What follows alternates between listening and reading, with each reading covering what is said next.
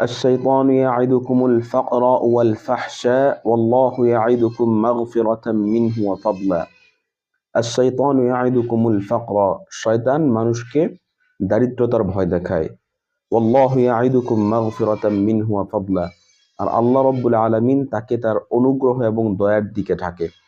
তো বর্তমানে আমাদের মধ্যে এই যে ডিপ্রেশন, এই যে হতাশা, এই যে আমি জীবনে কিছু করতে পারবো না, এগুলো অল কাম ফ্রম শয়তান। সবকিছু কিন্তু শয়তান থেকে আসে। সো আপনার এই জিনিসগুলো আপনি যত বেশি প্রাধান্য দিবেন তত বেশি কিন্তু আপনি এই জিনিসগুলোর মধ্যে আপনি আবদ্ধ হয়ে যাবেন যে আমি জীবনে কিছু করতে পারবো না, আমার দ্বারা কিছু করা সম্ভব না।